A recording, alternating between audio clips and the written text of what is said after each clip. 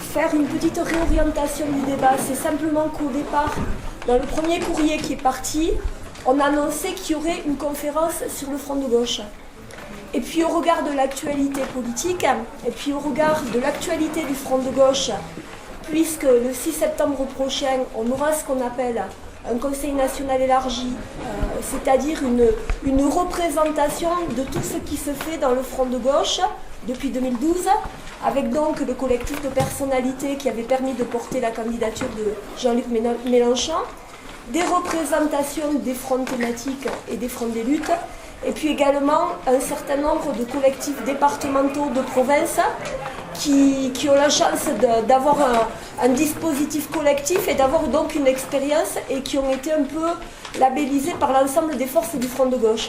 Et donc devant cette échéance qui est importante quand même parce que on va parler front de gauche de notre attachement, mais également de la crise qu'il traverse, de ce qu'on veut mettre au cœur de sa relance, eh bien, il nous semblait important finalement, non pas d'avoir le débat du 6, mais de commencer à mettre dans le paysage un certain nombre d'éléments pour le travailler, pour le discuter et pour participer donc de cette relance du front de gauche. Donc j'ai demandé à plusieurs personnes d'être avec moi pour vous livrer leurs témoignages. On va faire des témoignages courts d'ailleurs pour que vous ayez la parole parce que c'est ça l'enjeu de ce débat. Donc je commencerai par Éric Coquerel qui va partir le premier parce qu'il est venu pour notre débat également et qu'il est en train d'apprendre pour rentrer ce soir et d'autres réunions, donc vous le connaissez. Il coordonne donc l'exécutif du parti de gauche et conseiller régional PSG en Ile-de-France.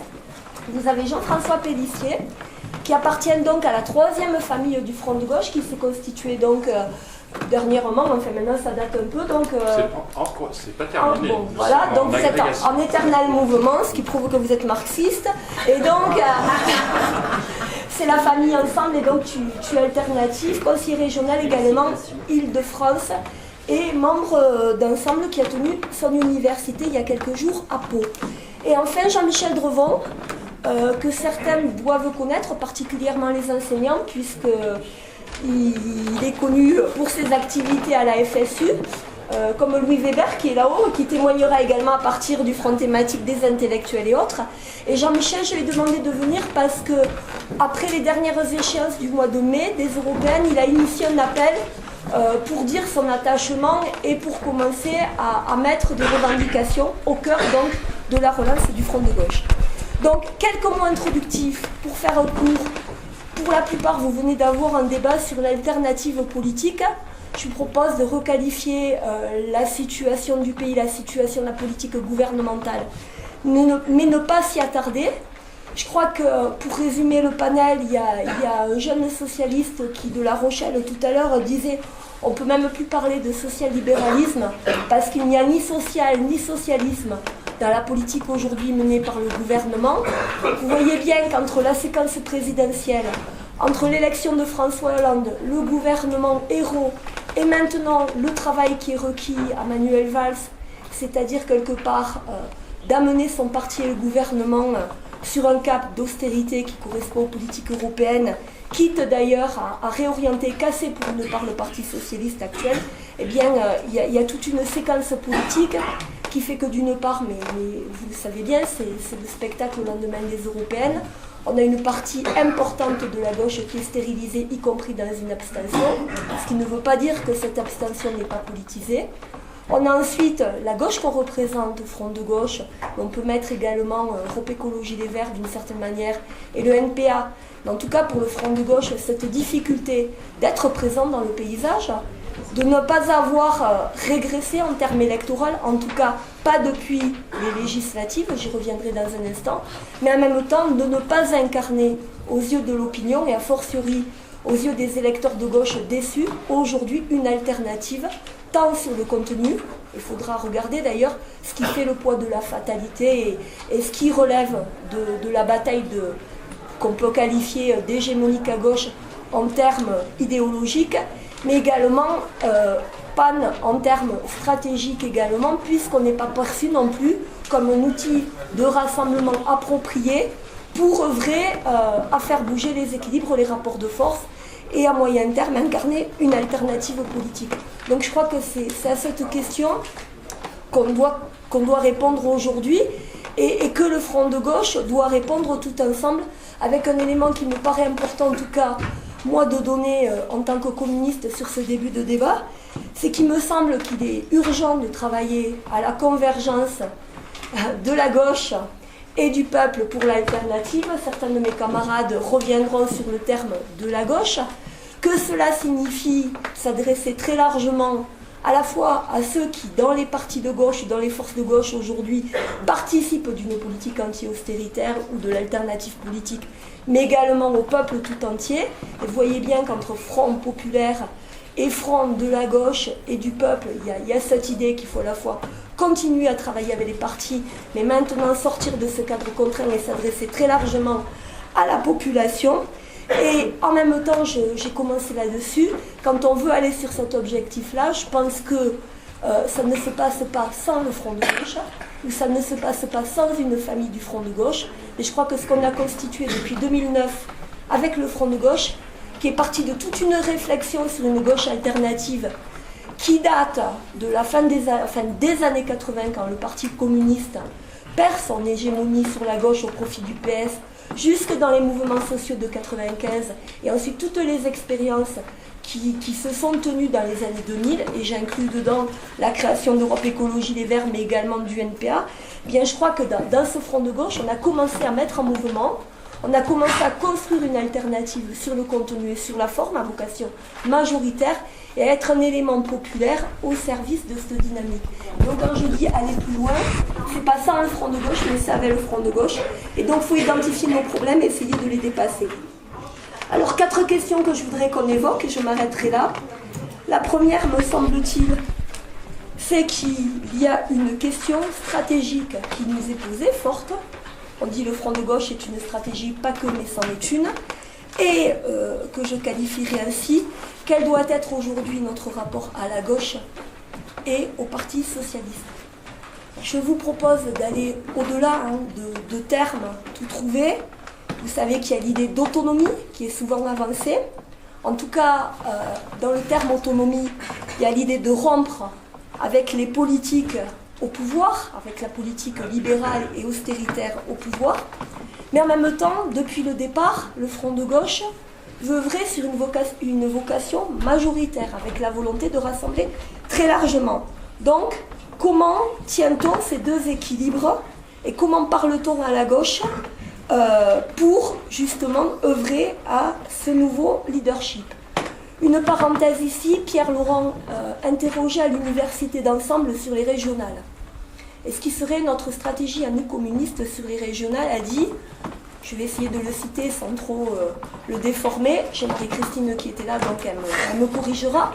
Je me permettrai pas. Non, ben, si tu peux. Non, moi je veux dire, si jamais donc il a dit en substance, en gros, la politique qui est menée par le gouvernement ne plaide pas pour un premier tour commun avec le Parti socialiste.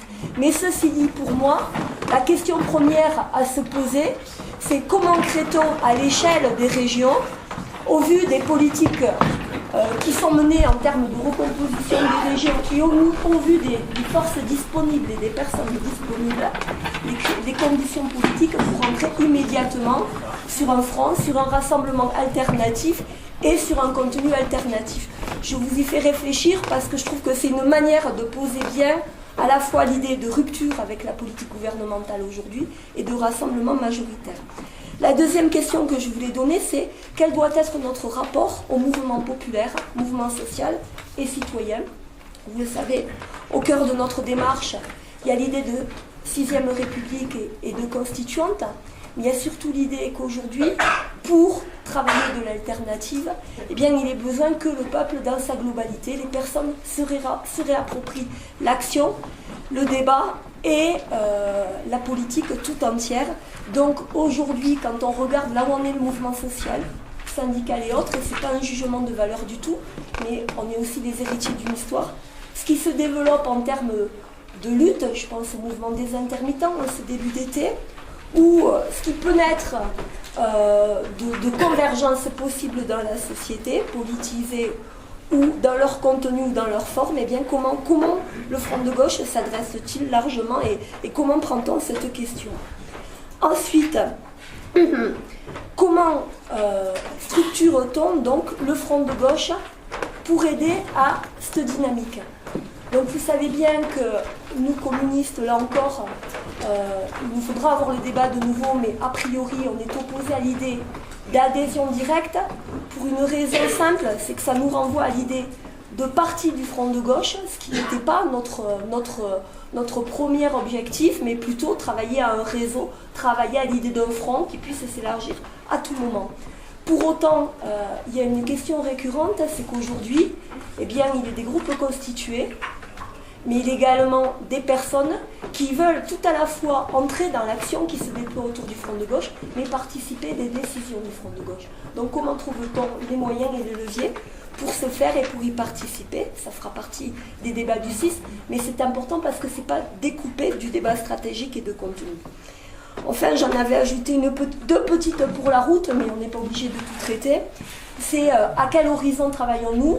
Ça, c'est mon dada, mais on est porteurs de communisme. J'ai des camarades ici qui sont porteurs d'écosocialisme, d'autres sont porteurs d'autogestion et autres. Il sera important un jour qu'on ait ce débat et ce croisement de contenu quant à l'idéal d'émancipation dans lequel on se projette. Mais ça, franchement, c'est pour le fun que je vous la donne. Et enfin, toute dernière chose, je crois que là aussi, il y a quelque chose d'important dans tout ce qu'on s'est dit dernièrement. On est sur du débat, sur de la stratégie, mais en même temps, ça se valide dans le rapport au réel et donc dans l'action immédiate. Il y a des choses, réforme territoriale, la question de la TVA, la question de l'égalité autour de revendications comme le droit de vote des sans-papiers, de convergences qui peuvent s'opérer. Vous regardez un peu ce qui se dit à La Rochelle aujourd'hui, ce qui se dit chez Europe Écologie Les Verts, immédiatement pour mener des batailles et donc pour commencer à dépasser ces différences, en tout cas ces ossifications qui existent entre nous et qui à terme peuvent être mortifères si on n'arrive pas à travailler les leviers possibles. Eh bien, quelle action pour la rentrée sur le budget et autres? C'est notre feuille de route, je m'en arrêterai là, mais je crois qu'il y a matière à discuter.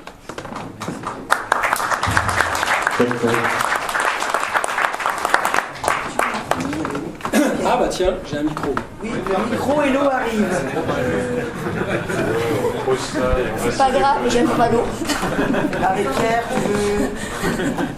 Tu vas commencer par Pierre. Vous avez fait 3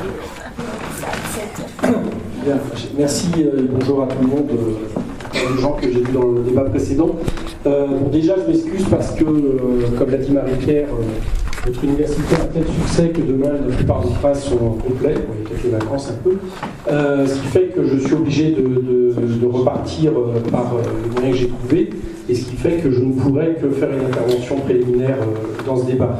Je m'excuse et en même temps d'ailleurs je le regrette parce que je vais vous soumettre, je vais commencer au nom de mon organisation à soumettre quelques propositions et j'aurai le désavantage malheureusement de ne pas pouvoir réargumenter par rapport aux questions que je suis sûr se poseront. Alors première chose et rapidement, quand le Front de gauche s'est créé en 2009, il était déjà question de faire en sorte que nous évitions une situation à l'italienne, c'est-à-dire éviter une situation où en réalité la gauche telle que nous on considère disparaisse comme, je dirais, comme repère politique à vocation majoritaire dans ce pays. Voilà, exactement ce qui s'est passé en Italie à un moment donné. Cette construction aujourd'hui se heurte à une difficulté que nous voyons tous, c'est qu'effectivement nous avons aujourd'hui un gouvernement qui, au nom de la gauche, fait une politique de droite. Ça, c'est la chose de départ. Nous avons, je dois dire, jusqu'en 2012, nous sommes parvenus à la première étape de notre stratégie, qui était de réunir tout ce qui n'était pas social-libéral, tout ce qui était à gauche du Parti Socialiste, peu ou prou d'ailleurs, et à réussir à faire un score à la présidentielle qui nous permettait effectivement de pouvoir ambitionner jouer un rôle majeur dans la composition politique de ce pays. Mais malheureusement, il faut aussi partir des européennes 2 ans après les présidentielles et voir que dans la situation que nous connaissons et qui touche avec un discrédit total la politique de ce gouvernement. Nous n'avons pas réussi, certes pas régressé par rapport à la Open, mais nous n'avons pas réussi à pallier, je dirais, cette politique et à contrebalancer l'écroulement du Parti Socialiste qui a quand même été réel aux Européennes. Je rappelle qu'ils ont fait leur plus mauvais score de manière historique. Bien. Ça, c'est la première chose. Nous avons échoué. Et la deuxième difficulté que nous avons, c'est que nous ne pouvons pas dire maintenant que dans les prochaines échéances, y compris les prochaines présidentielles, l'idée que Marine Le Pen soit capable d'emporter ces élections soit quelque chose qui est totalement exclu. Voilà. Aujourd'hui, je pense qu'on ne peut pas prendre ce pari pour les raisons que je n'ai malheureusement pas le temps de prendre, mais c'est quelque chose qui est sur la table. Bien. Donc nous sommes, non seulement nous avons cet échec derrière nous, celui des Européennes, je parle, mais en plus nous avons, je dirais, une tâche encore plus importante. Alors à partir de là, comment on commence et comment on construit? La première chose, c'est se mettre d'accord sur d'essayer de faire en sorte que le Front de gauche non seulement continue, mais continue en étant un outil efficace dans la situation. J'allais dire presque les deux choses sont complémentaires. C'est-à-dire qu'on ne peut pas... Le Front de gauche, c'est pas juste, contrairement à ce qu'on dit, un cartel d'organisation où tous les lundis, on se trouverait au chaud entre dirigeants, et puis de la même manière, on se trouverait au chaud dans les départements entre militants. C'est une stratégie. Ça a été celle, effectivement, de faire émerger une force capable de bouleverser la situation politique du pays. Donc, elle ne vaut que si elle est utile au pays. Que si elle est utile, certes à la gauche, mais surtout au pays. Donc, il faut faire en sorte qu'il redevienne utile. Alors, pour aller vite, les premières choses que nous excluons. Nous ne pensons pas qu'on puisse pousser à gauche ce gouvernement. C'est fini. Ce gouvernement fait sa politique, il ne changera pas de cap, et si besoin en était, Valls 2 le prouve. Je crois que très majoritairement, c'est quelque chose qui est partagé aujourd'hui dans le Front de gauche. La deuxième chose, là c'est peut-être plus en débat, c'est que nous ne pensons pas que nous changerons le Parti Socialiste. Nous ne serons pas capables de pousser le Parti Socialiste pour faire en sorte qu'à l'issue d'un congrès, eh bien, finalement, il révèle la minorité de Manuel Valls. Parce que nous croyons que le Parti Socialiste a changé de nature et que s'il y a des gens qui sont très courageux à l'intérieur, qui se convaincent dedans, qui sont très intéressants, j'y reviendrai après, lui-même en tant que tel ne sera pas le centre d'une transformation à nouveau qui lui permettrait, je dirais, de redevenir un parti social-démocrate dans l'acceptation première du terme et non pas le parti social-libéral. En tout cas, nous ne sommes pas prêts à faire le pari comme étant la chose sur laquelle nous pouvons nous inscrire. Troisième chose, est-ce qu'à partir de là, le Front de gauche seul peut être la solution, c'est-à-dire qui permet justement de rétablir un rapport de force à même de bouleverser justement ce qu'est la gauche? Nous ne le pensons pas non plus. Nous ne le pensons pas non plus parce que, d'abord, nous ne l'avons jamais vraiment dit au Front de gauche. Il faut le dire. Depuis quelques temps, par exemple, on utilise des termes, le Front de gauche doit s'élargir, le Front du peuple, ça montre bien qu'on a conscience que notre unité, absolument indispensable, outil précieux, mais ne suffit pas à lui seul à changer la chose. Bien. Ça, c'est le point de départ, je dirais, de l'analyse. À partir de là, comment on remet en mouvement la société de manière suffisante pour établir un rapport de force? Bien sûr, il faut essayer d'élargir ce Front de gauche, y compris sous telle forme qu'on veut, avec d'autres forces à gauche qui n'acceptent pas la politique du gouvernement. Il n'y a pas de problème là-dessus, il n'y a pas de contradiction. Il n'y a pas de contradiction à quelques éléments près, quand même. C'est que nous ne pouvons pas hériter, je parle là des camarades qui sont dans la majorité gouvernementale encore, nous ne pouvons pas hériter de leur propre ambiguïté qui fait malheureusement que pour la population française, la gauche aujourd'hui, qu'on le veuille ou non, c'est pour ça que le terme rassembler la gauche ne nous va pas, la gauche, qu'on le veuille ou non, c'est Valls, c'est Hollande.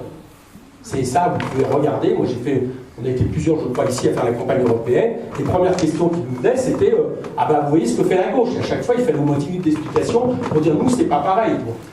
Dans un cadre comme ça, on mobilise les plus politisés, mais on ne mobilise pas tous ceux qui, de plus en plus profondément, ne sont certes pas devenus libéraux, mais ne se représentent plus sur une latéralité gauche-droite parce qu'ils ont l'impression, juste malheureusement, que dans son acceptation majoritaire, la droite et la gauche, c'est la même chose dans ce pays. Donc, nous devons être capables de remettre en mouvement. Donc, alliance, oui, essayer de travailler à l'unité, toutes les assises qu'on veut, avec Europe Écologie, les frondeurs, etc. Mais c'est une condition. C'est que là, bientôt, il va y avoir un vote de confiance à l'Assemblée, puis si jamais Valls a son vote de confiance, un vote du budget, donc là, pour travailler ensemble, il faut qu'ils sortent de cette majorité et qu'ils votent cette fois-ci contre ce gouvernement, parce que c'est un gouvernement de combat contre lequel, dont nous devons souhaiter au nom justement d'éviter plus de souffrance au peuple, eh bien on abrège son existence. Ça, c'est, j'allais dire, le cas. Enfin, troisième chose, c'est la proposition qu'on fait aujourd'hui, qu'on fera le 6 septembre dans les débats, c'est que nous croyons que la seule façon d'éviter justement le pire, c'est-à-dire Marine Le Pen contre la droite au deuxième tour, parce que nous ne pensons pas, vu la situation actuelle, que Hollande sera en mesure, ou qu'un ersatz de Hollande sera en mesure de l'empêcher. Vous savez, il y a l'autre jour, il y a Stéphane Delpera, qui est un socialiste d'Aquitaine, qui a fait un tweet assez excellent. Il dit oui, nous atteindrons les 3% en mai 2017. Je trouve que c'était un socialiste qui dit ça. Je pense qu'il n'est pas loin d'être aussi, bien sûr, il exagère un peu. Mais je veux dire qu'à un moment donné, regardez les sons et ce qui s'est passé avec le passeur en Grèce, le décrochage peut devenir assez violent quand on a donc, il faut nous être capable de rassembler une force qui joue pour le deuxième tour, qui joue pour la conquête de pouvoir. C'est ça que nous devons nous poser. Et la seule force qui est capable de ça, c'est le peuple. C'est-à-dire toute cette masse que nous connaissons, qui s'est abstenue aux européennes, qui n'a pas été votée. Marine Le Pen, elle a son succès sur le fait d'avoir mobilisé son électorat. Ce qui est déjà ça, parce que dans les temps qui courent, il vaut mieux y arriver ce que nous ne sommes pas arrivés à faire. Eh bien, nous devons faire en sorte de relancer la dynamique, de permettre au peuple de se ressaisir, je dirais, du fait politique dans ce pays. De quelque part contrecarrer, je dirais, un des mots principaux du néolibéralisme, qui est le fait de prendre la souveraineté populaire, de capter la souveraineté du peuple au nom d'une main invisible du marché, etc. Je ne vais pas vous le refaire, là je n'aurai pas le temps. Mais c'est ça l'objectif. Et nous mettons sur la table, effectivement, l'idée d'un mouvement qui pourrait dépasser, dans lequel nous souhaitons, le Front de gauche pourrait être un outil absolument essentiel, c'est-à-dire un mouvement pour la 6ème République que nous mettons en débat. Pourquoi ? Parce que la 6ème République nous semble être en capacité de poser à la fois la question de la démocratie politique, puisque la question de la souveraineté est renforcée en France par une monarchie présidentielle qui est devenue totalement insupportable et qui l'est encore plus à partir du moment où François Hollande continue à prétendre faire une politique pour laquelle il n'a pas été élu. On voit bien qu'on arrive au bout du bout, c'est une crise de régime. Donc on répond à ça, mais on est aussi capable, si nous nourrissons de ce que nous pensons, d'être capable d'en faire aussi un fer de lance d'une démocratie sociale, c'est-à-dire qu'en gros, qui touche en fait la question du pouvoir de nos actionnaires, et on voit bien que là, on peut effectivement répondre aux caractéristiques du néolibéralisme aujourd'hui. Donc voilà ce que nous mettons sur la table. Nous croyons que c'est quelque chose qui doit appartenir à tous, et je dirais que la meilleure manière, si je finissais là-dessus, de espérer qu'en 2017, on évite le pire, ça serait que nous ayons un candidat ou une candidate plutôt qui soit à la 6ème République et qui permette justement de casser la marée. En 2009, c'est là-dessus que je terminerai, moi j'ai fait partie, je crois avoir œuvré pas mal à tout ce qui a fait le Front de gauche, et nous avons été capables, avec nos camarades du Parti communiste, vous qui êtes dans la salle, nous avons été capables d'une innovation forte à travers le Front de gauche. Eh bien je crois que nous devons être capables, dans la période qui est encore plus dure aujourd'hui, d'une innovation qui, de manière aussi forte et qui corresponde à la situation. Voilà pourquoi, aujourd'hui, c'est ça que nous mettons en débat, ce qui, vous l'avez compris, ne veut pas dire, loin de là, et au contraire, la fin du Front de gauche. Je m'excuse de mon départ et j'espère que j'aurai lancé quelques pistes de discussion.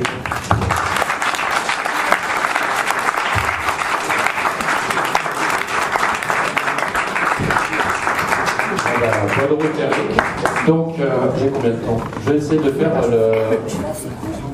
de faire le plus court possible parce que je crois que dans l'état d'interrogation et de la violence politique et autoritaire qu'il y a aujourd'hui, je crois qu'il est important que nous ayons un échange.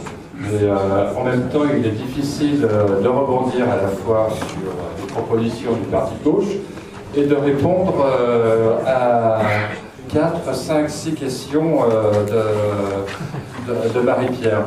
Bon, pour aller vite, déjà, nous sortons, comme vous le savez, d'une université d'été ensemble, et j'y relisais tout à l'heure sur le processus d'agrégation, juste une phrase là-dessus, pour celles et ceux qui suivent de loin. Nous avons lancé le processus de rassemblement de petites forces du Front de gauche et au-delà de l'ensemble en novembre dernier. Et quand je disais que le processus d'agrégation est en route, et nous aurons un congrès fondateur, je veux dire entre guillemets, donc au début de l'année prochaine. Toutefois, le constat dans notre université et je pense que vous faites peut-être le même constat ici, j'ai discuté déjà un peu avec les uns les autres, on s'aperçoit que finalement il y a des convergences, il y a des divergences, mais elles ne recouvrent pas forcément les courants politiques sur les interrogations. Et je crois que ça, c'est le premier constat et que c'est extrêmement important. Sur les questions de proposition du PG, il faut penser, je suis d'accord avec Eric, et nous ne pourrons plus pousser à gauche le gouvernement. D'ailleurs, beaucoup de socialistes ne pensent plus non plus. Nous ne changerons pas le PS, certains socialistes le pensent, nous, ensemble, ne le pensons pas. Et il faut élargir le front de gauche et effectivement peut-être rassembler la gauche et peut-être l'objectif stratégique de donner un petit peu de contenu à tout cela. Et quand Eric dit il faut être capable de rassembler le peuple, moi je suis d'accord. On peut tous ensemble, et ça a déjà été fait, d'appeler les parlementaires qui ne sont pas d'accord, de ne pas accorder la confiance à ce gouvernement, de dire qu'il y a une certaine illégitimité de ce gouvernement dans la manière dont il était violemment reconstitué à la suite aux déclarations des ministres sortants, parce que d'une certaine manière, c'est une reprise en main du gouvernement. Pour reprendre une formule célèbre, je crois que c'est dans le Guépard, que vous avez tous vu, il faut que tout change pour que rien ne change.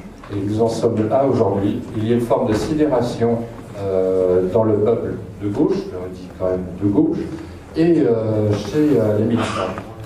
Alors, quid par rapport aux questions stratégiques, rapport avec le peuple et la structuration du front de gauche, je dirais qu'il faudrait, et je n'ai pas le temps de développer tous ces aspects maintenant, je dirais qu'il faudrait se garder de saucissonner en fait tous ces problèmes-là, mais c'est peut-être à tout et articuler tout cela.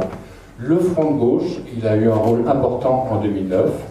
Nous savons tous qu'il était en crise. Je ne suis pas d'accord avec Eric, je suis désolé qu'il soit parti aussitôt, parce que nous disons quand même que ce qui a flingué un peu le front de gauche, excusez-moi de l'exprimer comme ça, on va dire dans les 12 mois qui se sont écoulés, ce sont les séquences électorales avec les discussions sans fin sur les alliances qui étaient contradictoires aux élections, mais qui apparaissait de fait comme un cartel d'organisation. Vous l'avez bien vu.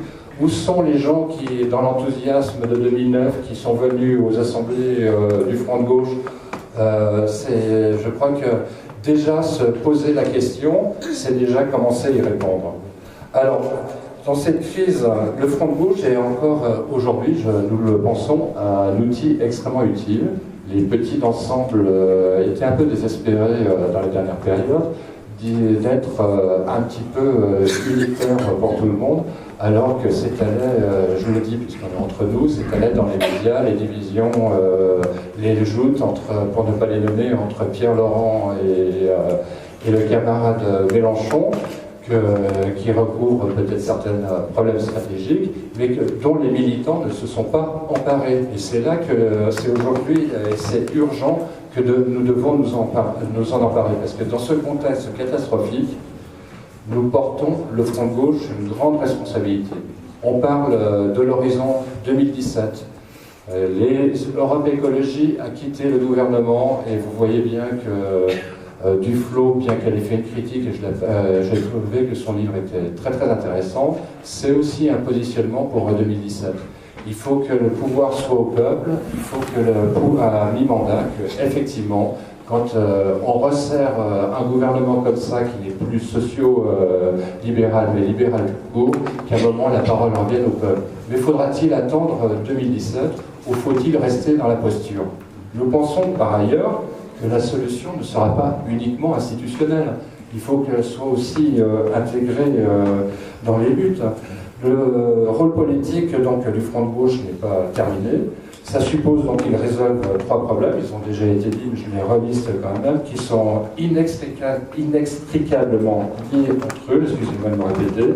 C'est celui de la stratégie, celui de son profil politique et celui de son fonctionnement interne. Alors, sur la question de la stratégie, on a parlé de l'autonomie par rapport au PS. Nous pensons ensemble que l'autonomie par rapport au PS, en tant que telle, est une nécessité absolue aujourd'hui. Je suppose que les uns et les autres étaient au débat précédent, parce que sinon je risquais de faire des redites. Clémentine l'a très bien dit. Autonomie par rapport au PS et par rapport à la direction PS. Ne pas dire cordon sanitaire autour du PS. Et donc nous devons bien entendu envisager des politiques d'alliance. Là c'est sur le plan électoral. Je vais revenir sur le plan de l'action. Donc sur la politique d'alliance, elle doit avoir un double objectif. Cela suppose de rejeter deux attitudes. Celle sectaire d'un front de gauche seul contre tous, et celle qui consiste à penser qu'il faut s'adresser de façon indifférenciée à toute la gauche, comme si le PS ne soutenait pas une politique maintenant libérale. Il y a bien sûr aussi les courants critiques du PS à lesquels il faut s'adresser. Nouvelle Donne, il n'a pas été cité, le NPA, Europe Écologie. Tous ces gens-là sont venus à notre université d'été. Vous avez tous entendu la proposition de Clémentine Autain de dire il y a urgence, le front de gauche a une grande responsabilité. Et nous, ensemble, pour vous dire les choses très franchement, on sent que la période est tellement en tension que c'est pour ça que pour la réunion du 6, nous transmettrons des propositions par courrier. Nous avons déjà commencé à réfléchir, mais dès le 6, il faudra se mettre en route, parce que, pour le dire tout à fait franchement, on s'est dit finalement, ensemble, il va proposer que le Front de gauche fasse une proposition ferme et rapide pour la période qui s'ouvre très très rapidement. Mais on va pas, s'il y a des difficultés et des atermoiements dans le Front de gauche, on n'attendra pas d'attendre que le Front de gauche veuille bien faire ses propositions. Et comme vous l'avez bien entendu, et ce n'est pas une critique, si vous étiez au débat, nos propositions ensemble, PG ou Parti communiste, sont sensiblement différentes, mais pas indépassables. Et je crois que c'est aussi à nous, vous, les militants de ces employés. Sur la question du fonctionnement, peut-être j'y reviendrai après, les adhésions directes, la grande antienne, etc. Moi j'ai tendance à dire que dans cette période où on doit faire une alliance de tous ceux qui refusent le libéralisme et qui sont pour une conversion écologique, sociale et la transformation de la société pour un projet émancipateur, notre responsabilité, c'est pas forcément de dire qu'il faut que ce soit autour de nous, mais de faire la proposition à toutes ces forces. Et vous avez vu, il y a des points extrêmement positifs dans les déclarations des uns et des autres. La proposition qu'avait fait Clémentine, nous l'avons faite à l'université d'ensemble. Je parle sous le contrôle des personnes qui n'étaient pas que Marie-Christine, il y avait aussi Marie-Pierre. De dire que dès tout de suite, il faut s'adresser à toutes ces forces pour coproduire dans les territoires. Quelqu'un du PS a dit que l'important c'était aussi qu'on fasse des choses sur les territoires. Mais attention, les territoires, c'est aussi... C'est pardon, c'est l'Europe Écologie, excusez-moi. Je fais juste une assise. Et je ne parlerai pas de la réforme territoriale. Je crois que c'est très important que, par exemple, des cahiers de doléances, des propositions soient coproduites avec les mouvements de chômeurs, les syndicats, les associations sur un territoire, mais de ne pas se cantonner au territoire, parce que le territoire, si on ne va pas plus loin, ça dépolitise un petit peu la question.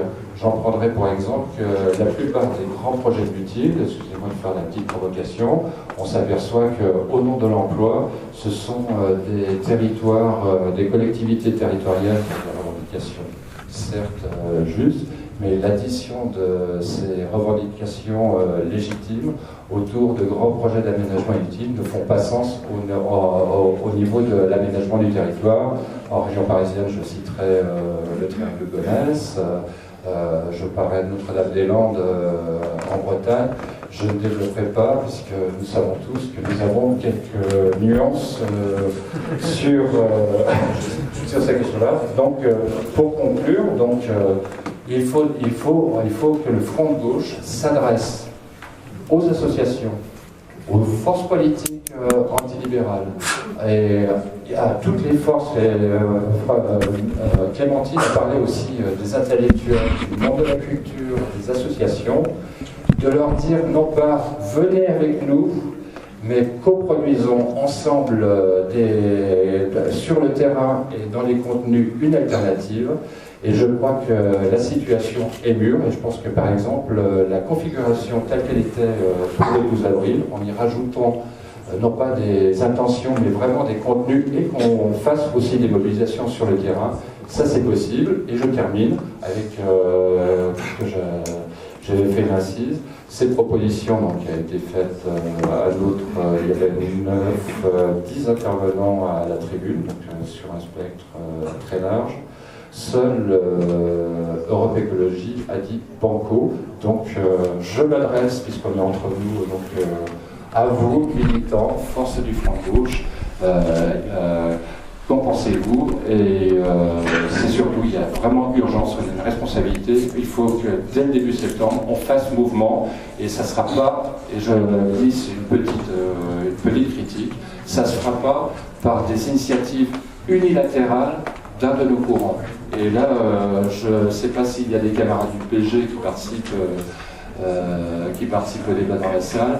Ça ne sert à rien de dire place au peuple, faisons des rassemblements de rue en les lançant de chez nous avec nos slogans. Je pense que c'est pas quelques jours où on peut se concentrer ensemble sur les actions à faire qui nous empêcheront d'être inefficaces. La preuve, le 12 avril, il y a une mobilisation.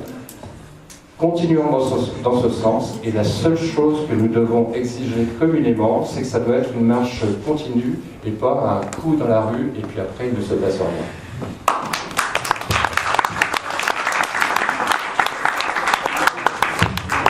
Excusez-moi d'avoir été long, mais... Non, moi je vous promets que je vais faire court. Non,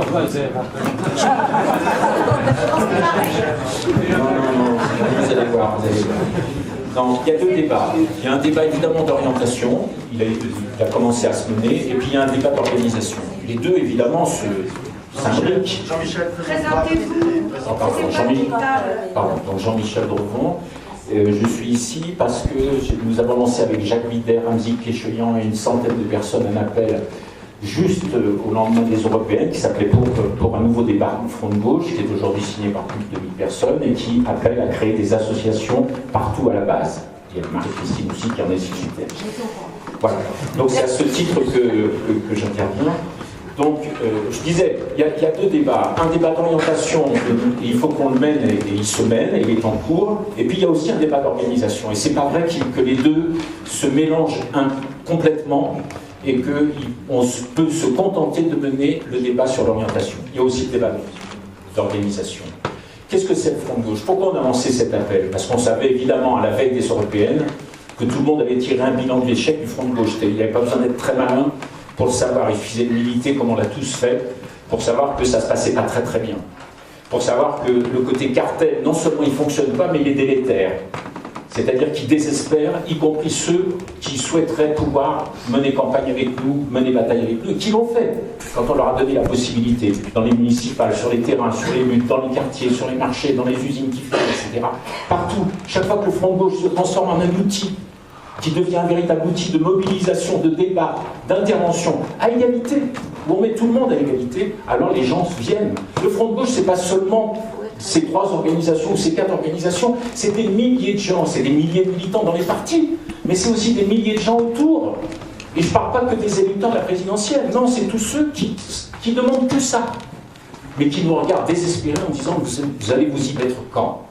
Parce que pour faire de la politique, moi je suis vieux et donc je j'ai toujours pensé les choses comme ça, il faut à la fois un programme, puis il faut une organisation pour mettre en œuvre le programme. Autrement, c'est très très beau les programmes, mais sans organisation qui la met en œuvre, je ne sais pas comment ça passe. Moi je ne crois pas aux hommes et aux femmes présidentielles, ni Dieu, ni César, ni Tribun. Je reste là-dessus.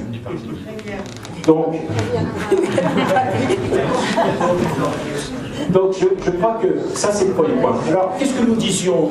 Nous disions simplement que le Front de Gauche, dès lors qu'on donne la possibilité aux gens d'en être véritablement des acteurs, Alors on aura un débat sur l'adhésion directe. Moi j'ai contourné ce débat sur l'adhésion directe. Il faut arrêter, parce que ça ne marchera pas. Créons des associations partout. Partout, donnons la possibilité aux gens. C'est ce qu'on a fait nous au Mans. Au Mans, on a fait une campagne municipale superbe. Et pourtant, on avait contre nous le Parti Socialiste, bien évidemment, les 8 élus du Parti Communiste qui sont partis avec le Parti Socialiste, et les 8 élus du Parti de Gauche qui sont partis avec le Parti Socialiste. Mais on avait les militants communistes qui avaient voté pour une liste autonome, on avait les militants du Parti de Gauche qui avaient voté pour une liste autonome, on avait évidemment ensemble, et on avait plus de la moitié des 200 réseaux qui étaient non encartés. À tel point que ces gens-là, à la fin des municipales, ils en étaient à se poser la question de créer une organisation des non encartés. Ben oui, forcément. Est-ce bien raisonnable? Non, ce n'est pas raisonnable. Mais ça, c'est notre responsabilité d'organisation politique. Moi, je ne suis pas contre les organisations politiques, soyons clairs, j'appartiens à une organisation politique ensemble, pour être clair. Je suis pour les organisations politiques. Mais donnons-nous les moyens de faire que là où nous militons, là où nous construisons avec les gens, les organisations politiques et les gens soient à égalité. Nous avons construit, nous, une association au Mans, mais il y en a plein d'autres, où il y a des gens qui adhèrent individuellement, et puis nous avons demandé aux organisations politiques du Front de Gauche, y compris d'autres, je vais y venir, d'y adhérer, pour avoir un représentant escalité. Pas pour faire le cartel, mais parce que nous ne construirons pas ce Front de Gauche non plus en rejetant ou en marginalisant les organisations politiques qui sont les forces vives aussi de ce Front de Gauche. Ça sert à quoi une association? Si c'est pour faire la même chose que les réunions du cartel du Front de Gauche, ça sert à rien. Mais si c'est pour suivre l'activité municipale, si c'est pour aller sur les marchés, tout le monde dit il faut s'adresser. Je vais y venir. Eric est adorable. Il faut s'adresser au peuple. Enfin, écoutez, comment on s'adresse au peuple? Comment on s'adresse au peuple? Comment on fait sur les quartiers? Nous, on a diffusé Front de Gauche sur les quartiers du Mans populaire. Et pendant les municipales, on avait une bonne écoute. Puis au lendemain des municipales, c'est le Front National qui avait une bonne écoute. Et on se faisait jeter. Il a fallu qu'on rame, et il faut qu'on rame, pour reconstruire, pour dire, mais c'est quoi, quelqu'un l'a dit tout à l'heure, il faut qu'on retrouve le langage, y compris de ces gens-là de la précarité.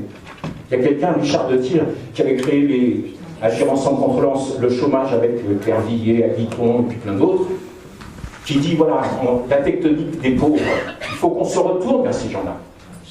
Il ne suffit pas de dire qu'il y a 15 millions de pauvres en France. C'est comment on leur parle. Or, on ne leur parle plus. Et bien pour ça, il ne faut pas un cartel d'organisation, parce que c'est bien un cartel d'organisation pour rencontrer d'autres organisations pour faire un cartel plus grand. Mais il faut surtout une organisation qui permette aux gens de se saisir et de faire de la politique. Et y compris, ça boostera le cartel. Alors, et j'en termine. Comment on fait par rapport à Europe Écologie Les Verts, par rapport au PS, etc., etc. Moi, je suis pour toutes les assises, pour toutes les rencontres, pour tous les séminaires, pour tout ce que vous voudrez. Je pense qu'il y aura deux questions qui se poseront. La première, nous, on a rencontré la gauche d'Europe Écologie Les Verts sur le Mans, puis on leur a dit, mais venez à notre association. Il n'y a aucun problème, elle est ouverte, c'est pas une association du Front de Gauche, il faut être Front de Gauche, ça ne veut rien dire, non, venez, aucun problème. Et militons ensemble. Puisque vous dites qu'il faut qu'on se tourne, ils avaient les mêmes préoccupations que nous. Eh bien, faisons-le ensemble. La deuxième question, ça sera sur le Mans comme nationalement, c'est qu'est-ce que vous faites quand même par rapport à un certain nombre de votes? Et ça, c'est incontournable comme question. On ne peut pas dire qu'on construit une politique alternative et voter avec Goulard au Mans ou avec Valls à Paris. Ça, c'est pas possible. Ça, c'est pas possible, pas parce qu'on met des conditions, des préalables, je ne sais pas quoi, mais parce qu'il y a une question de crédibilité politique. Ce qui fait qu'aujourd'hui, le Front National a le vent en poupe, c'est pas parce qu'il avait plein d'élus, non, c'est qu'il avait un discours extrêmement clair, extrêmement audible pour les gens, qui était de dire, PS, UMP, c'est la même chose. Et les gens ont dit, mais oui, c'est pas faux. C'est difficile de leur dire que c'est faux quand même. Donc à partir de là, c'est comment est-ce que nous construisons un discours qui est un discours effectivement autonome. Et oui, il faut gagner des militants socialistes et même des forces entières du Parti socialiste. Moi, je ne crois pas qu'on peut changer les partis de l'intérieur, même les nôtres. Mais par contre, je pense qu'il faut qu'on construise avec des tas de militants et de forces qui sont dans le Parti socialiste, dans l'Europe Écologie Les Verts, etc. Mais comment on le fera si nous, on n'a pas un outil, une force qui leur permet de dire, voilà, cette force-là, elle s'adresse au peuple, elle est entendue du peuple. Donc après qu'on dise 6ème République, vous avoue honnêtement, mais c'est un débat très tranquille qu'on aura avec le PG et Eric, etc. Mais je ne me vois pas pour l'instant aller sur les manches également pauvres et parler de la 6ème République. Enfin, il faut qu'on me donne le mode d'emploi. Mais je ne dis pas qu'il n'existe pas. C'est pas parce que je suis pas assez intelligent pour l'avoir trouvé tout seul pour l'instant. Donc, regardons ça, regardons ces questions-là. Oui, la question là-dessus, Jean-Luc a raison, la question de la démocratie, la question de la 5ème République est un truc catastrophique. Mais enfin, ne disons pas ça et en même temps ne disons pas préparons 2017. Parce que ça va pas. Ça va pas. Donc voilà, c'est normal. Voilà, je m'arrête là.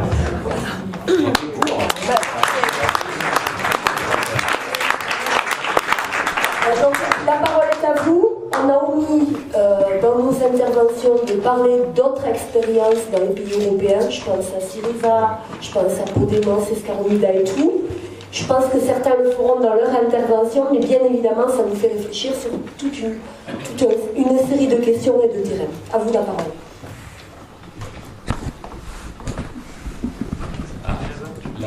Là-haut en premier. Alors, par contre...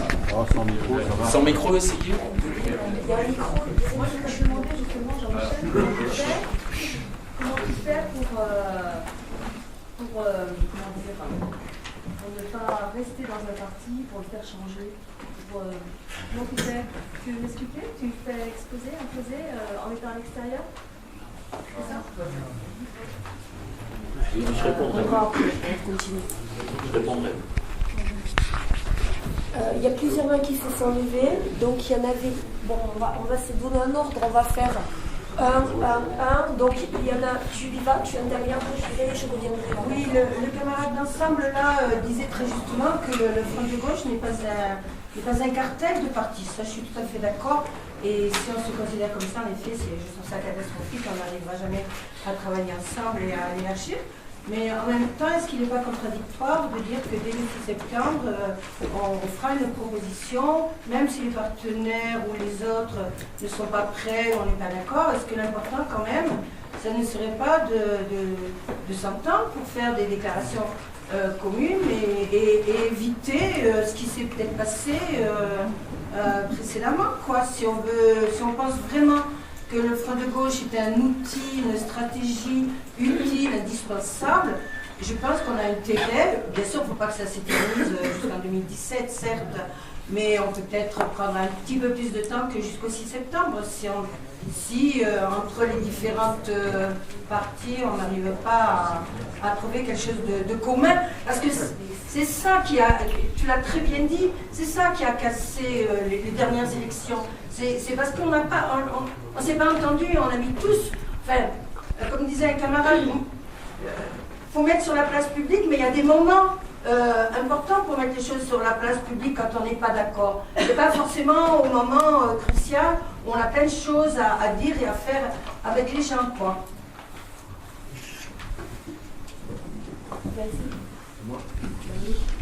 Est-ce que je peux vous poser une question? Est-ce que vous pouvez vous présenter quand vous parlez? Parce que je ne vous connais pas. Moi, j'habite en Seine-Saint-Denis, je suis prof d'histoire et je suis à Attaque. Donc, je suis au fond de gauche, tout en n'étant pas au fond de gauche. Je suis au fond de gauche, je suis à Attaque, intermondialiste. Je suis au fond de gauche, tout en n'étant pas au fond de gauche. C'est-à-dire d'un point de vue politique, mais d'un point de vue idéologique, bien sûr, je suis au fond de gauche. Mais moi, je suis tout à fait d'accord avec les derniers intervenants. Vu de l'extérieur, c'est vrai que pour le moment, le Front de gauche est vu comme une telle organisation. Vu de l'extérieur, lui-même, disons à l'intérieur, le Front de gauche est vécu comme un cartel d'organisation. C'est des gens qui sont en place, des élus qui sont en place, des députés, des sénateurs, etc. Les gens qui sont un peu indépendants comme moi ou d'autres, bon, on ne sert à quoi, bon, la plupart, bon, il y a eu le clash de Paris. On connaît entre le parti gauche et le parti communiste. Par rapport à Hidalgo, c'est vrai que les gentils, disons dans Paris, c'était le PS. Pour le parti communiste, les gentils, les méchants, c'était le parti gauche. Ils se sont fait taper dessus, un peu comme en 1950. Je veux dire, c'était très dur. Moi, j'ai des témoignages de partis de gauche à Paris. Je ne peux pas entendre parler de la Paris du PC. Pourtant, on est alliés. Moi, je suis en Seine-Saint-Denis, disons, je milite aussi au Front de gauche dans ma municipalité. Mais c'est vrai que pour tous les gens qui sont au PC, on a l'impression qu'on est là pour que les affiches, distribuer les tracts, signer des pétitions, pour les femmes faire la parité pour le lycée-lectorat. Mais les décisions, les réunions, les mots d'ordre, etc., on a l'impression qu'il y a une aristocratie. Il y a une aristocratie, il faut être encarté, soit parti de gauche, soit front de gauche, soit parti communiste, pour faire partie du front de gauche. Donc, il y a un gros problème de démocratie à l'intérieur du front de gauche, et ça c'est. On a vu aux élections, il y avait un tassement du front de gauche, on est passé aux élections municipales, aux élections aussi européennes, et puis il y a beaucoup de jeunes qui sont partis par rapport au. Donc si on n'arrive pas à faire la démocratie entre nous, simplement entre nous, disons, si on n'arrive pas à remettre en cause un peu cette monopole des appareils, je veux dire qu'on peut faire appel 10 000 fois au peuple, tout ce que vous voulez, mais ça va pas fonctionner, et c'est le Front National qui va gagner. Donc moi je suis à 120% d'accord avec le dernier, je ne sais pas comment ça s'appelle, Michel. Il faut la démocratie à la base, il faut des institutions à la base, il faut en finir avec cette stratégie de la politique, et il faut vraiment que ce soit vrai à la base. Que ce ne soit pas simplement que vous soyez sourds entre vous au niveau des appareils, mais il faut à la base. Voilà, moi c'est la que je devrais se faire. Attendez, il y a beaucoup de demandes d'intervention, je ne sais pas trop comment procéder parce que le micro est là. Mais, donc vous allez un peu continuer dans le secteur, mais il ne faut pas que les autres soient lésés non plus. Ouais, moi je vais continuer dans le secteur, mais en réaction forte par rapport à ce qu'il vient de dire. Daniel Steinmetz, je viens de Toulouse, je suis militant communiste et je travaille surtout au niveau syndical. Mais quand même, je veux dire, le débat municipal a cristallisé un certain nombre d'oppositions qu'il ne faut pas masquer. Il y en a eu à Paris, il y en a eu beaucoup à Toulouse aussi. Et la responsabilité des uns ou des autres était forte. À Toulouse, je m'excuse, mais l'attitude du parti de gauche était insupportable pour les militants communistes. On se débat de notre installation en famille. Et je dirais que, y compris, moi j'ai milité pour le Front de gauche en 2009, j'ai milité contre le traité européen en 2005 avec beaucoup d'organisations, mais à un moment donné, quand toutes les organisations disent on est tous à égalité, on veut tous notre morceau des élus, enfin et puis qu'à un moment donné, le Parti communiste, c'est bon, c'est des chefs, parce qu'il faut bien qu'il y ait des tracts, et des choses qui ne vont pas non plus. Donc moi, je veux bien qu'on dise chacun est tout bon et tout gentil, mais c'est pas forcément. Je ne souhaite pas qu'on s'étripe sur cette question-là, mais je ne souhaite pas non plus qu'on ait une vision idéaliste et éthérée des contradictions qui nous animent. À un moment donné, il faut bien être clair. Bref, j'arrête là-dessus. Elisabeth, tu le prends, je le file au copain, puis on passe. Comme ça, on peut alterner. Pas dans un sens ni dans l'autre, s'il vous plaît. On n'est pas ici pour régler les comptes, on est pour avancer. Donc c'est vrai qu'il y a des choses insupportables qui sont passées des municipales de tous les côtés. Moi, je suis Elisabeth Gauthier, je suis membre de la direction nationale du PCF et je suis militante locale à Corbeil-Essonnes où on a fait une liste citoyenne contre pas mal de résistance de tous les partis qu'on peut encore compter ou pas compter à gauche. Je ne vais pas rentrer dans les détails, mais ce que je veux dire, on a travaillé avec beaucoup de... Je parle de ma ville là. On a fait beaucoup d'assemblées front de gauche pendant une longue période. Et je peux vous dire que les militants non encartés, mais aussi parfois encartés, dans ces assemblées, sont extrêmement déçus de ce qui s'est passé au front de gauche. Et c'est un problème de démocratie, parce que ce n'est pas possible que des militants qui ont fait des campagnes électorales, comme par exemple qui ont soutenu un jeune candidat communiste qui était candidat du Front de gauche face à Valls, dans ma circonscription, qui ont fait la campagne, qui étaient des gens non encartés, et qui après sont là des spectateurs, qu'est-ce qui va se passer là-haut? Ce n'est pas possible. D'ailleurs, il y a beaucoup de gens qui peuvent faire de la politique, à nouveau, mais à condition qu'il y a des systèmes de démocratie et d'égalité. Par exemple, dire aux gens rentrez simplement dans notre truc, ça ne marche pas. Il faut que ce soit leur truc. Parce que, par exemple, quand on dit aux gens rentrez dans notre truc, c'est les règles dominantes qui existent aussi dans nos structures. On a eu au municipal beaucoup de personnes qui ont été élues, des gens qui n'avaient pas d'expérience militante, qui avaient de toutes les couleurs, qui avaient beaucoup d'hésitation de faire des choses en politique parce que c'est des blancs de 50 ans, etc., etc. Mais c'était parce que chacun avait une voix, quel que soit son statut, que ce soit un adhérent d'un parti ou pas. Ça dérangeait, ça a forcément dérangé les partis politiques parce que, y compris le nôtre, le mien, parce que ça donnait l'impression de prendre le pouvoir au parti. Mais en même temps, ça agrandit énormément l'espace dans lequel on fait de la politique. Et je pense qu'il n'y a pas d'autre solution que de trouver des solutions pour ça. Et on avait, à l'université à DAC, on avait invité un gars de Podemos qui nous a expliqué un peu ce qui s'est passé. C'est évident qu'il n'y a rien de facile.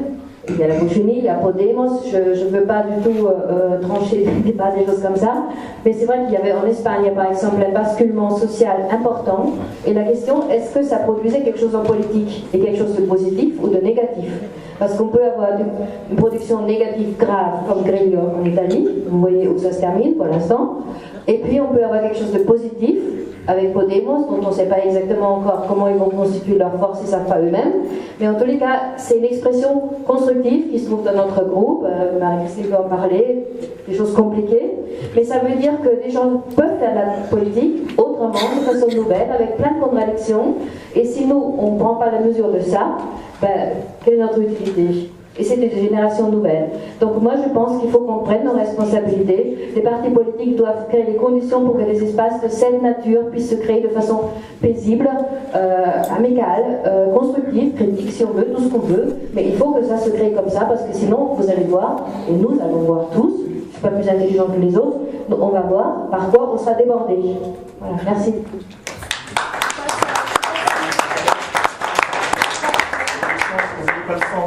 Bon, le premier point, c'est qu'il est extrêmement important, je pense, qu'il y ait une initiative rapidement de la part du Front de gauche, que ce soit une initiative commune à l'ensemble des composantes du Front de gauche. C'est une question aussi d'affichage et de crédibilité du Front de gauche. Ensuite, les difficultés du Front de gauche, elles ne débutent pas au municipal ou autre. Moi, je témoigne de ce que j'ai vécu aux législatives de 2012. Dans notre circonscription, on a recueilli aux législatives un tiers des voix exprimées à la présidentielle. Donc, on a un problème quand même avec l'électorat, même déjà à cette époque-là, au lendemain de la présidentielle. Ensuite, je crois qu'il y a une question qu'on doit faire évoluer et la faire évoluer le plus rapidement. C'est mettre en pratique notre slogan, y compris dans le fonctionnement, y compris avec les formations telles qu'elles sont. Aujourd'hui, ça parlait d'élargissement. Notre slogan, c'est prenez le pouvoir, et si on le mettait en pratique au sein du Front de gauche. Parce que moi, je le dis, je n'ai pas tellement le sentiment qu'on est en fonction démocratique, un fonctionnement démocratique dans le Front de gauche. Et je crois que ça, il faut travailler cette question. Il y a des solutions, elles existent, mais il faut qu'on travaille à l'émergence de ces solutions. En fait, et le dernier point, c'est celui de l'élargissement, celui de la constitution des associations. Moi, je témoigne à partir de ma cellule, excusez-moi, des Bouches-du-Rhône, dans notre cellule, dans une des cellules de la section du 4-5, aujourd'hui, si on pose la question de faire une association, ça sera un rejet. Et je pense qu'il faut tenir compte d'une réalité. Il y a un corps militant aujourd'hui qui est essentiellement constitué de communistes. Et une des premières préoccupations qu'on doit tous avoir, c'est surtout de ne pas faire voler en éclats ce corps militant. Voilà. Et je pense que la question de l'élargissement, nous on en a débattu, on a fait des débats, on n'a pas conclu, bien évidemment, mais on peut quand même faire part de notre réflexion. Des associations, s'il y a des gens qui ne veulent pas rentrer dans une formation politique, qui est aujourd'hui l'une des composantes du Front de gauche, pourquoi ces gens-là ne se constituent pas, eux, en association qui fait partie des composantes du Front de gauche?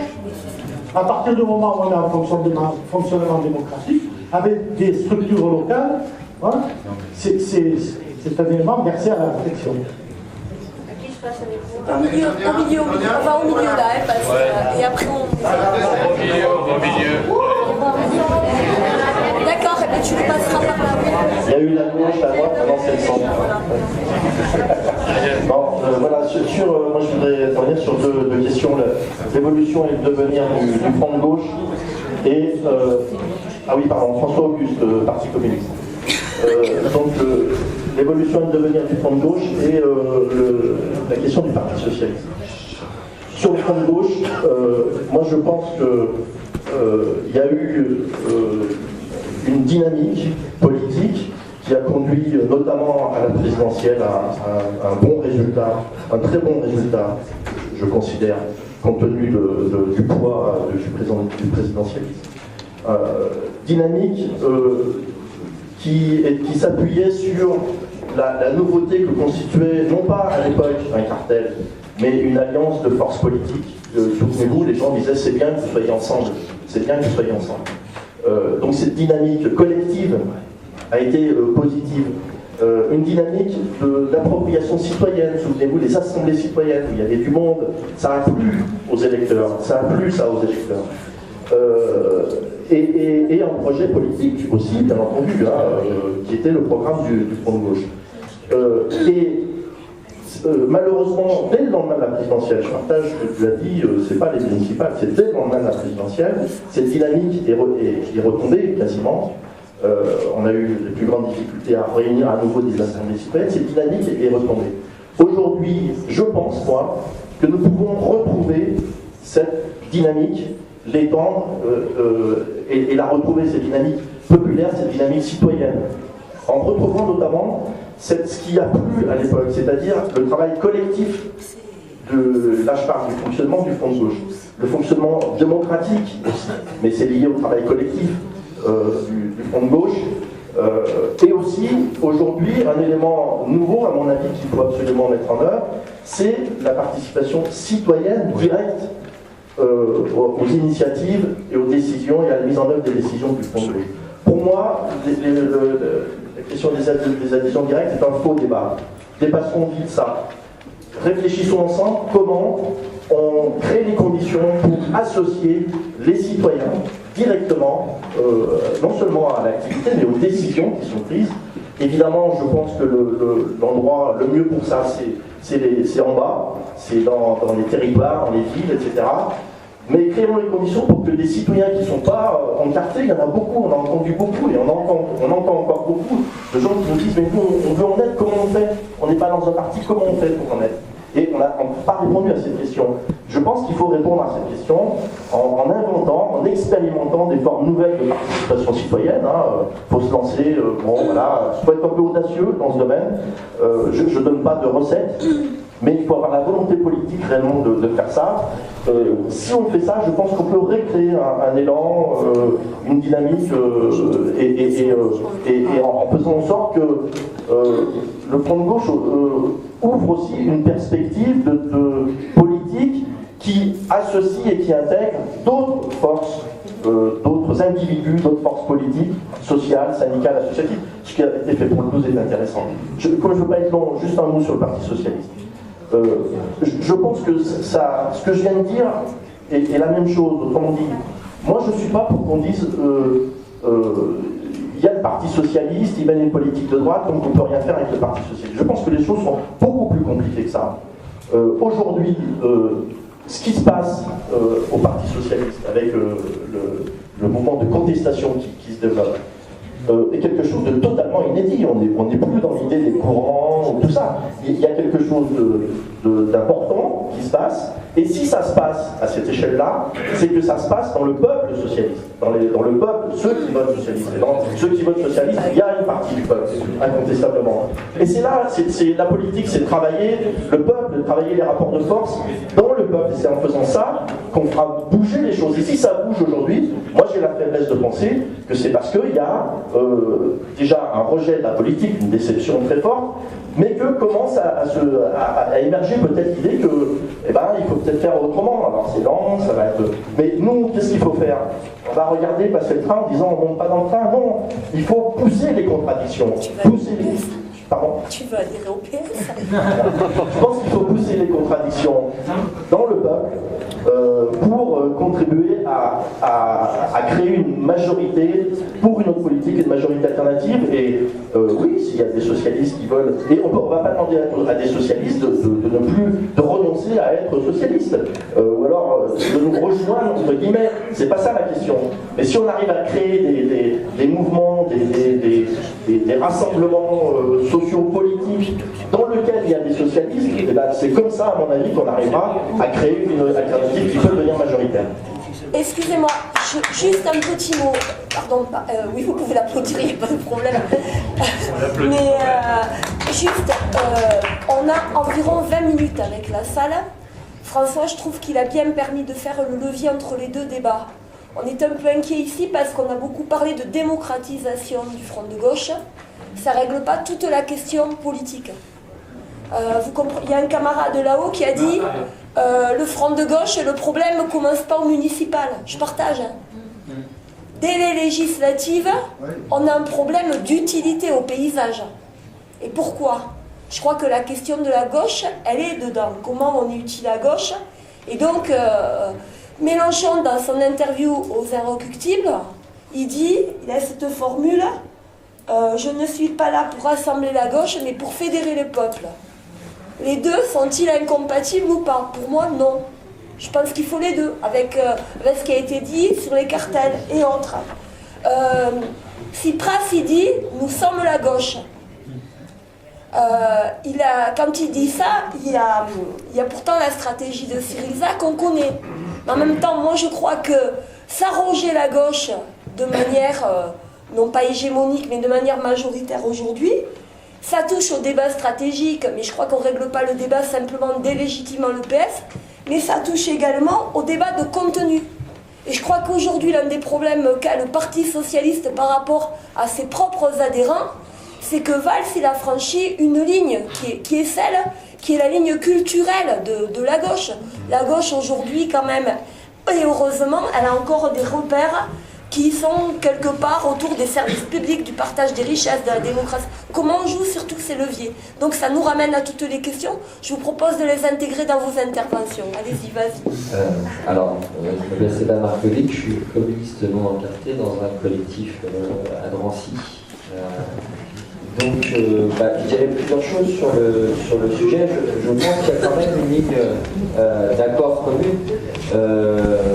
Je crois qu'il y a vraiment nécessité à construire des lieux de coélaboration citoyenne, de codécision citoyenne et d'accompagner les citoyens. Et je crois que c'est même le rôle profond du Parti communiste.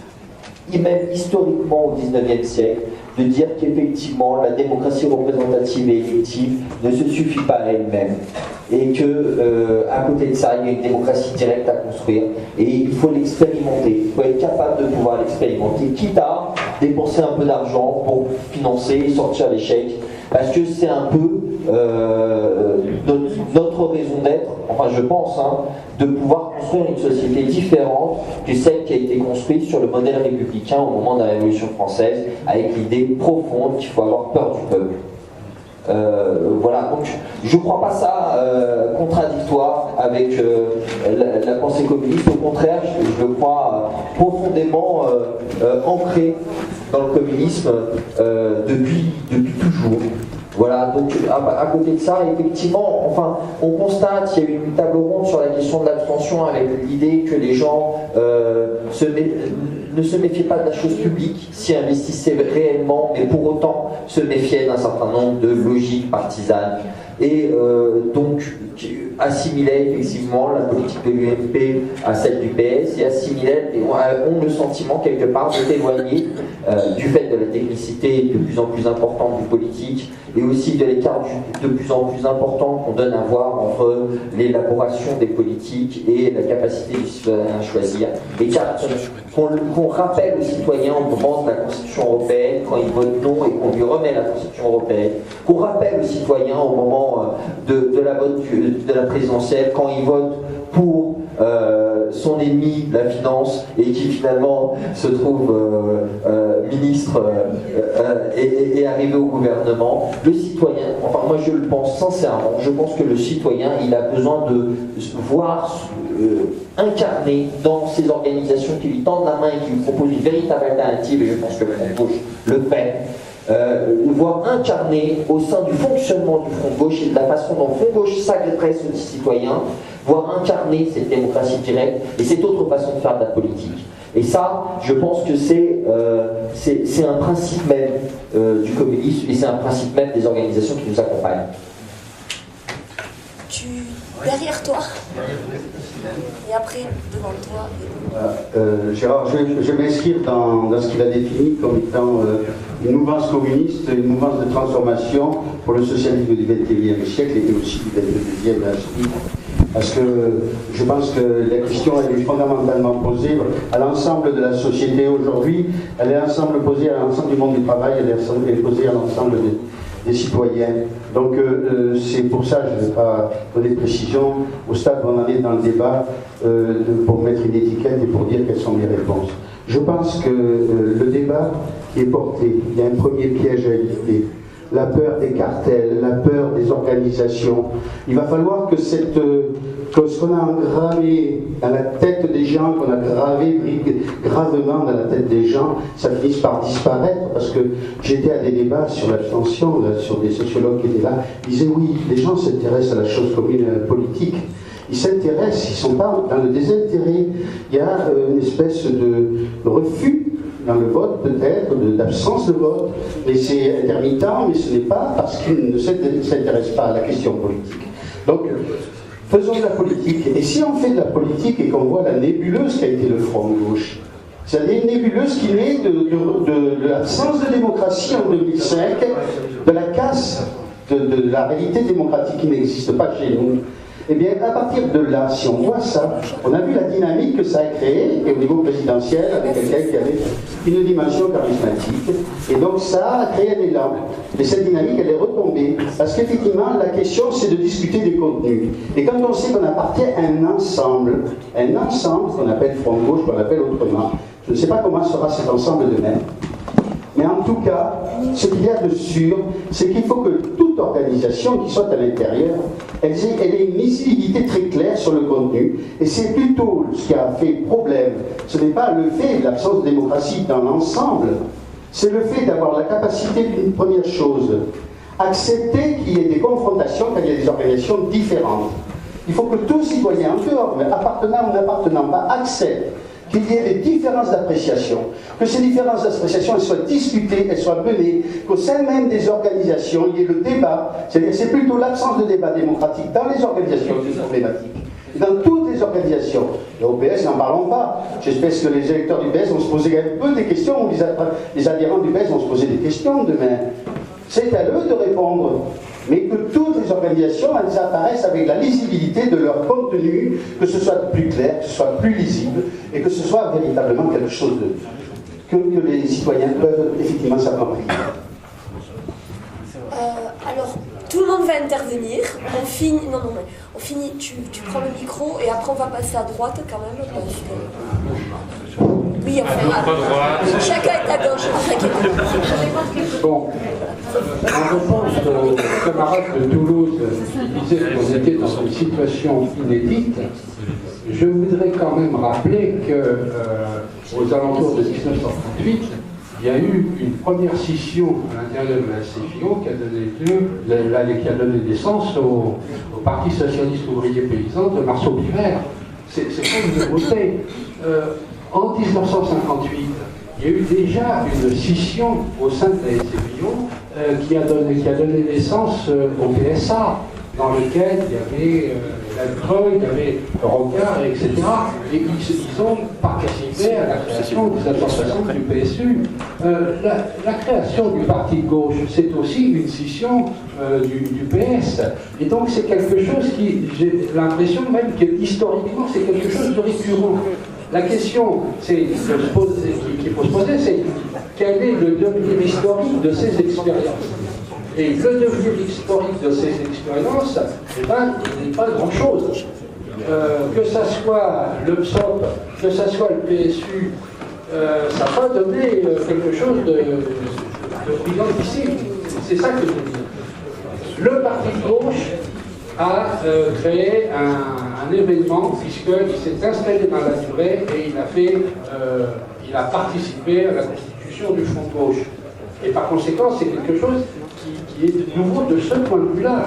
Mais attendre qu'aujourd'hui, les frondeurs organisent une scission au sein de leur organisation, ça ne me paraît pas quelque chose de plausible à court terme.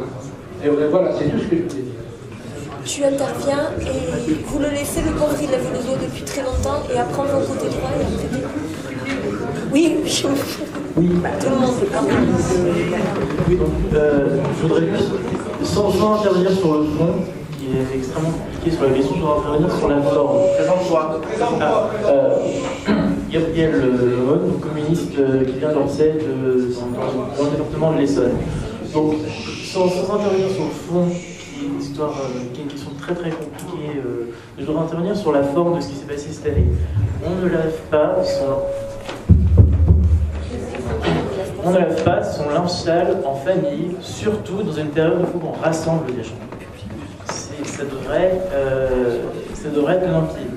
C'est-à-dire qu'il est absolument irresponsable, quand on veut rassembler les gens, quand on veut que des gens nous fassent confiance, de se livrer à un pugilat médiatique juste avant des élections. C'est pas possible. On ne peut pas.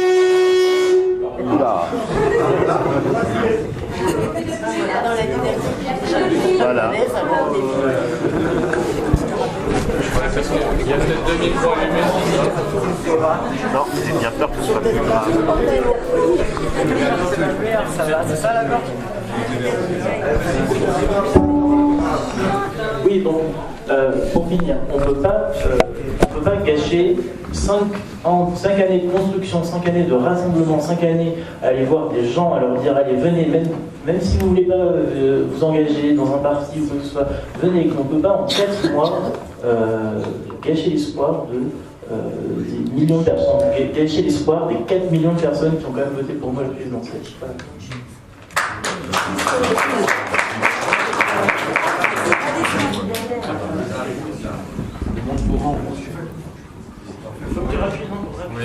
Le mot de bourre en rouge, on nous a dit. Stéphane, du Front de gauche de Saint-Gratien. De Saint-Gratien. Oui, on est constitué en association, avec des élections directes, avec à la tête de cette association un non encarté. Nous ne sommes pas majoritaires dans cette association, néanmoins, ça nous permettait, selon nous, de bien fonctionner. Néanmoins, ça ne suffit pas. Au municipal, on fait un choix singulier, on s'associe avec l'aile gauche du BES, Linman, Morel. Ça ne suffit pas, on prend néanmoins une claque. En fait, les électeurs viennent nous reprocher ce que tu dis, une insuffisance de contenu, oui, débat d'orientation, oui, débat de visée stratégique, et quid de nos débats de contenu depuis les législatives. Insuffisance de débat sur les contenus, des contenus concrets, comment on change le monde, concrètement, comment on finance. Et là-dessus, on nous l'a reproché, on a perdu beaucoup de temps là-dessus. Au municipal, sans programme, si je veux dire, sans ligne commune. Or, il y avait une originalité. Communiste dans les municipalités. Dont ce n'est pas servi, on n'a pas mis en avant. Il y a aussi une originalité du Front de gauche. Aux européennes, on a aux européennes avec un truc kafkaïen. D'un côté, le PC qui porte un autre euro. Et Mélenchon, léger, qui dit on sort de l'euro, on sort même plus de l'euro, c'est quand qu'on sort? Et que comprend la population? Quelle visibilité, quelle crédibilité? Comment on avance comme ceci? Et c'est la dynamique qu'on a perdue depuis les présidentielles. Donc le pouvoir, on avance comment? On rassemble sur quoi concrètement? Sur quoi rassemblement?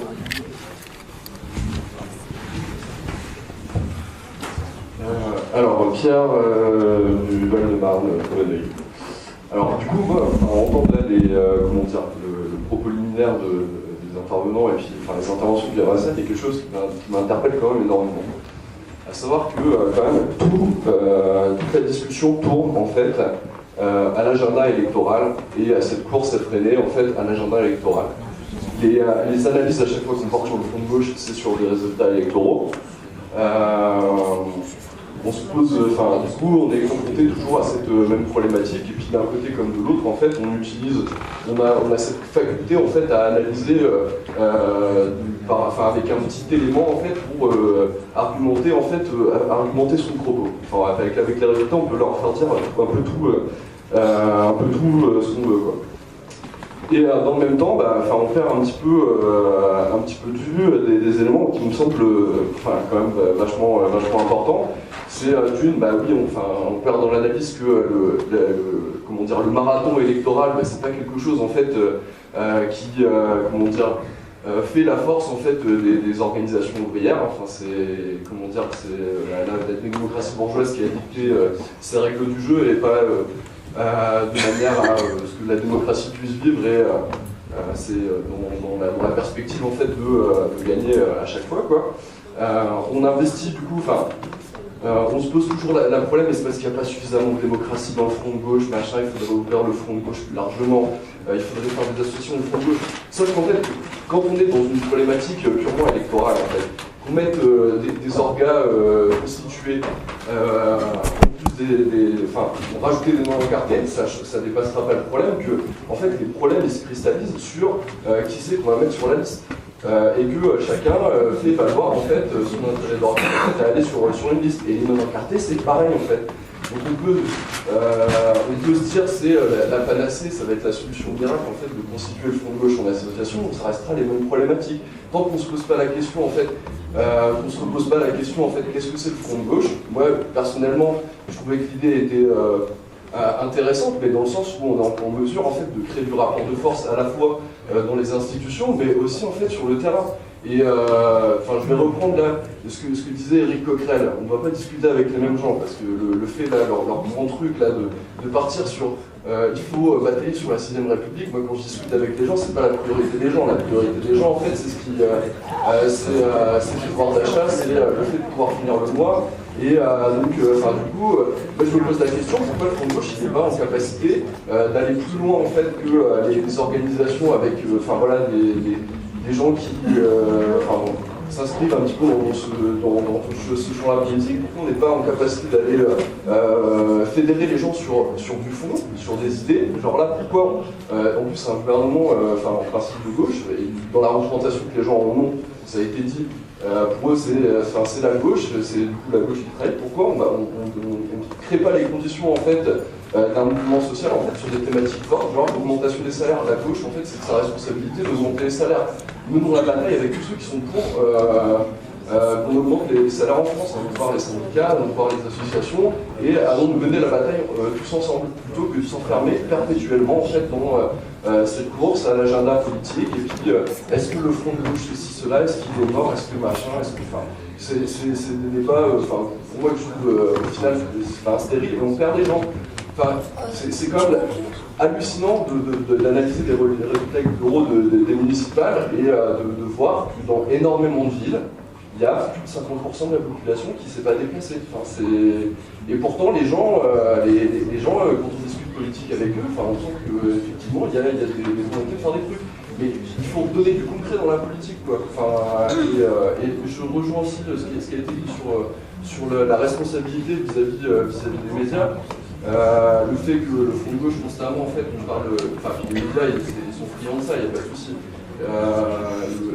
Il y aurait nécessité à ce que, je suis désolé, c'est dommage qu'Éric Coquerel ne soit pas resté, parce qu'il y avait quand même des trucs. Je finis juste là-dessus, c'est quand le front de gauche on entend juste en fait les clivages qu'il peut y avoir sur des stratégies, c'est un peu problématique, quoi. Il y a 2 intervenants encore, donc vas-y. Ça vous embête pas, je vais intervenir sans micro, je suis pas super à l'aise avec. Non mais vous faites vraiment très court, parce que autrement vous interviendrez devant personne. Forcément apporter des solutions miracles sur comment on va continuer le front de gauche et tout ça. Il y a beaucoup de propositions qui ont été faites sur la construction, plus faire participer les gens de ça. Mais je pense qu'à mon avis, si on est, on va dire, à une heure un peu particulière où il va falloir effectivement réfléchir un peu à l'avenir du front de gauche, à mon avis, peut-être pour qu'il y ait la possibilité qu'il y ait une continuité, pour la possibilité qu'on puisse continuer à fonctionner ensemble, à mon avis, un certain nombre de règles de vie s'imposent. On a fait le choix de l'unité. Pourquoi on a fait le choix de l'unité? Pourquoi on a fait le choix du front de gauche? C'est pas uniquement parce qu'on a regardé nos programmes, on s'est dit oh bah ça ressemble un peu, on va se mettre ensemble, c'est cool. Non, on comprend l'urgence de la situation. On comprend le désarroi que vivent les gens. Et nous-mêmes, parce qu'on n'est pas des aristocrates ici. On comprend les impacts de la politique socialiste aujourd'hui et de la politique de droite hier. Et on sait qu'il y a urgence. Je ne rentre pas dans le débat de 2017, mais même si je pense que 2017 aujourd'hui c'est pas l'enjeu principal, le souci au lendemain des européennes quand Marine Le Pen a fait 25%, on l'a tous eu en tête de se dire putain la merde, si elle est présidente comment ça va se passer? Et évidemment, et donc du coup, sauf que d'habitude quand on fait des compromis, parce que c'est un compromis finalement aussi l'unité. L'unité c'est plus difficile que de partir chacun de son côté. Et quand on fait un compromis, mais dans la durée, on s'est pas mis d'accord pour une élection, une fois, un programme qu'on a écrit sur une législature d'une collectivité locale quelconque. Non, on a décidé de s'installer dans la durée, au travers des différentes échéances, qu'elles soient électorales ou non. Moi, je suis d'accord avec Pierre. Et donc, dans ce cas-là, effectivement, il faut un certain nombre un respect du certain nombre de compromis. Et dans un compromis, il y a toujours des déçus à des moments donnés. Moi, je faisais partie des gens qui ont soutenu la candidature de Chassaigne en 2012. Et ça a été Mélenchon qui a été choisi. C'était le choix aussi d'autres organisations. Ça a été le vote des camarades. Et j'ai fait la campagne de Jean-Luc Mélenchon. Je l'ai faite avec beaucoup de motivation. Et j'étais très content. Et c'était aussi mon score. Même si j'étais. Voilà. Et pourtant, j'avais été déçu. Et j'ai pas insulté qui que ce soit parce que c'était pas mon choix qui avait été fait. Quand la stratégie dans la posture du recours qui avait été mis un peu en place en 2012, c'était pas notre stratégie forcément. C'était en tout cas pas celle que je portais. Mais je respecte les camarades. Je sais qu'il y a des désaccords. Parce que si tout le monde était d'accord avec nous, ils seraient tous au Parti communiste français. Et donc du coup, dans l'autre sens, moi j'en ai vraiment marre qu'à chaque fois qu'on parle du front de gauche et de l'avenir du front de gauche, on soit stigmatisés, nous les communistes, comme quoi ça serait nos votes et nos décisions au moment des municipales qui auraient mis le front de gauche dans cet état-là. Et ce qui est évident, au-delà de ce débat-là, que nous on aura entre nous, entre guillemets, parce que moi je suis aussi attaché, autant je suis attaché à ce qu'on mette en dynamique des camarades qui ne soient pas communistes et qui travaillent avec nous dans le front de gauche et tout ça, mais je suis aussi attaché à la souveraineté de notre organisation et au fait que là où le goût du PCF est, là où le chef du PCF est, là où le militant du PCF est, et c'est d'abord le choix des camarades communistes. Et je suis pour que oui, effectivement, au-delà du fait qu'il y ait des camarades qui sont non encartés, qui s'engagent, je trouve ça très bien, moi je suis attaché au fait qu'il y ait des partis politiques, je suis attaché à mon parti politique, et je suis pour que mon parti politique il prenne des décisions en âme et conscience. Sur ce que dit le camarade, sur la question de la presse, nous les communistes, on a tellement... Parce qu'il y a une question de respect entre nous. Personne a la parole de couper depuis le début. Mais le camarade, ce qu'il disait sur la presse, c'est super important. Nous les communistes, on a tellement souffert pendant des années d'avoir aucune exposition médiatique.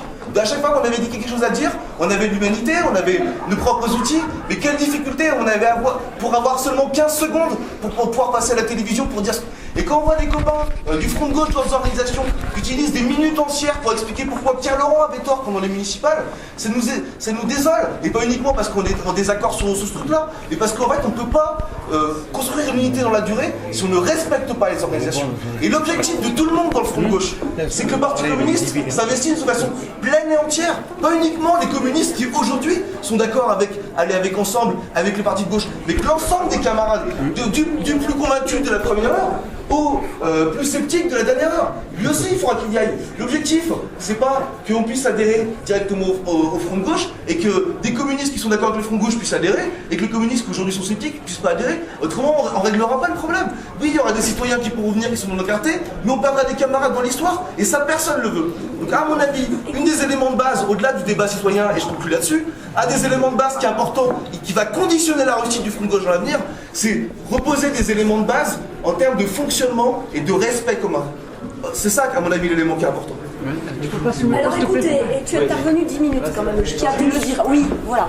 Donc, pour que tout le monde respecte tout le monde et qu'on finisse ensemble, comme il y a 4 à 5 intervenants, 2 minutes. Il y a Marie-Christine qui veut dire un mot. Tout le monde, moi au bout de 10 minutes, on arrive. Voilà. Moi, on ne rajoute pas là maintenant. Depuis que j'ai levé la main, il y a eu des interventions qui me disent ce que je voulais dire. C'est pas la peine. Simplement, il y a une situation nouvelle.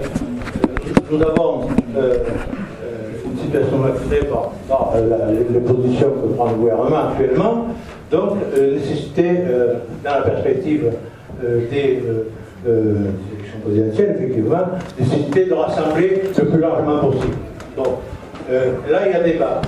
Mais moi, je pense que la notion de front de gauche est dépassée. Il faut aller au-delà. Il faut aller au-delà, et quelqu'un l'a dit ici, en respectant, et le camarade vient de le dire également, en respectant l'identité de chacun, et que chacun puisse s'exprimer en son nom.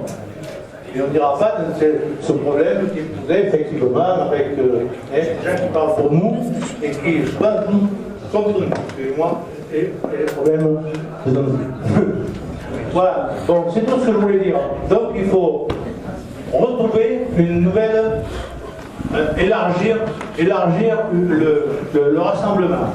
Et pour ça, chacun, y compris les socialistes, ceux qui le pourront participer. C'est bon. Merci. Alors, mon intervention ne va pas être...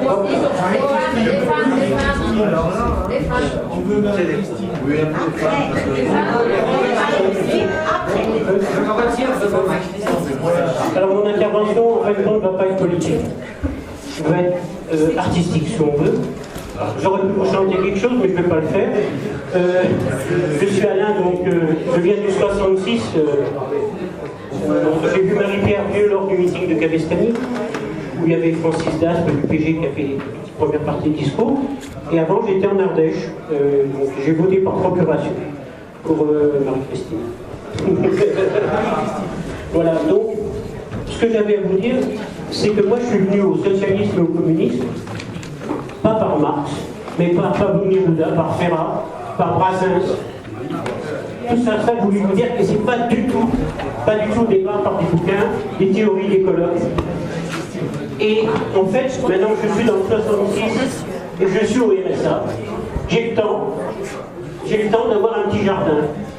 Et ce petit jardin, je l'ai appelé Forum permanent du peuple de gauche. Et dans ce petit jardin, en tout premier, j'ai des jeunes pousses. Des jeunes pousses, très difficiles à contrôler, tous dans les sentiers, le FPA, ça s'appelle.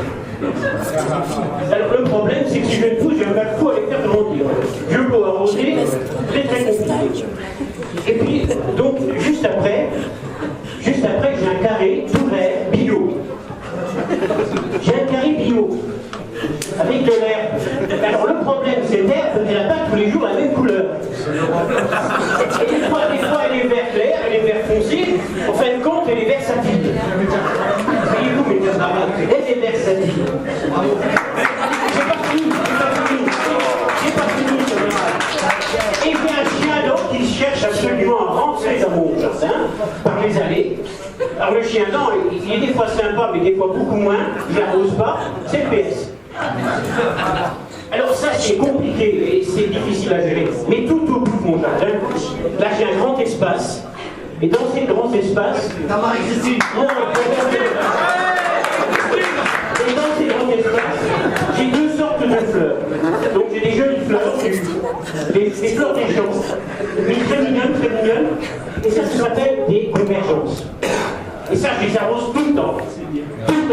Et à côté, j'ai un petit coin très moche, c'est des cactés. Et ça s'appelle des divergences. Bravo.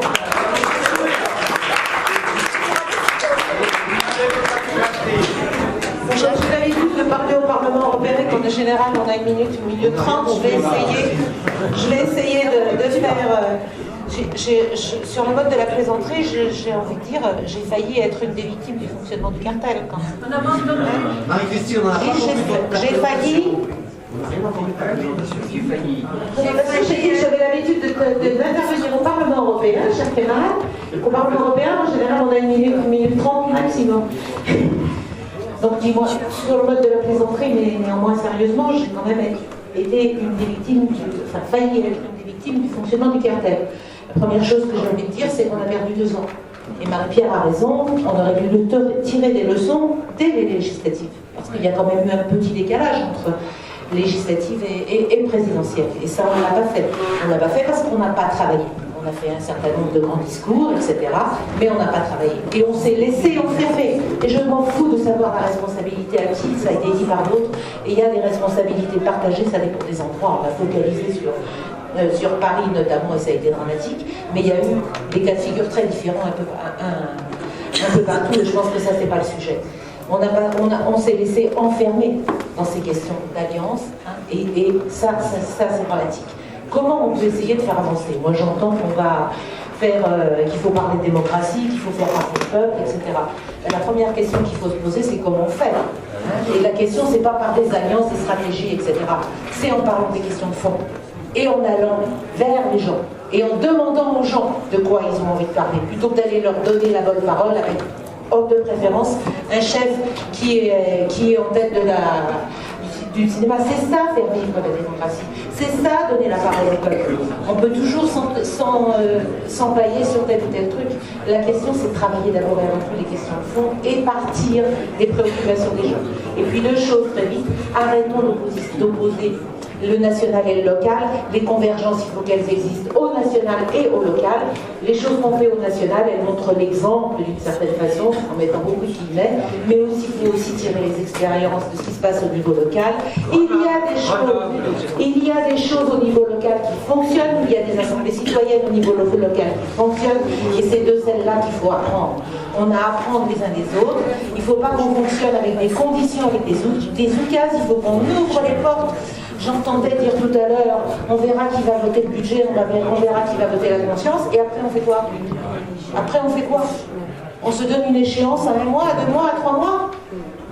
Les échéances, c'est reconstruire la gauche. Reconstruire la gauche, ça va nous prendre quelques temps. Et je sais pas, les échéances de 2007, ça ne suffira pas. Et je dis les dernières choses sur lesquelles je voulais dire.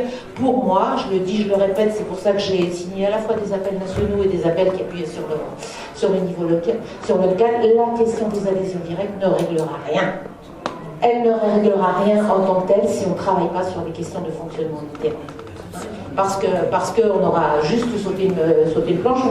On aura probablement peut-être créé des problèmes aux uns, faciliter les petites manœuvres d'autres. Ce n'est pas la question c'est comment on fonctionne ensemble, et je le redis en ouvrant les portes, n'ayons pas peur, et avançons ensemble. Il ne faut plus tarder, n'est-ce pas Marie-Pierre?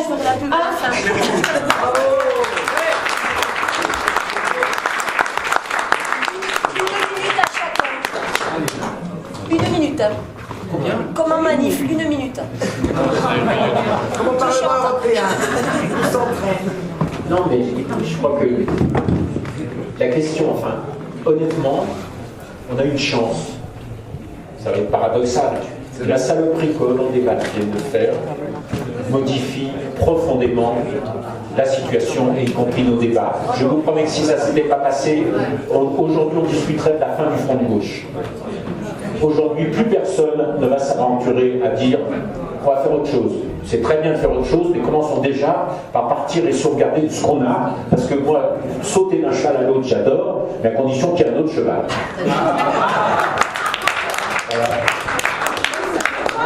Moi, je vais pas être très long. En dehors du fait que je suis forcément d'accord avec le camarade, je dis quand même, je constate ici que les débats que vous avez, vous communistes, ce sont les mêmes aussi que nous on a chez Ensemble. C'est ça qu'il faut se dire. Et c'est pour ça qu'il faut aussi être dans la transversalité. Je suis d'accord avec ce que disait le camarade. Et le front de gauche, j'ai tendance à dire, je vais faire un peu la provocation, le fonctionnement, tu as raison, c'est pas le principal, mais c'est important. Mais l'urgence de la question, effectivement, c'est ce qui se passe aujourd'hui, et il faut définir des contenus. Et il s'agit bien de dire, ne votez pas la confiance, mais aussi de co-construire les décisions. François Auguste n'est plus là. J'avais envie de dire que dans un cycle dans le spot, dans le front de gauche, on n'aura pas le temps de débattre là-dessus.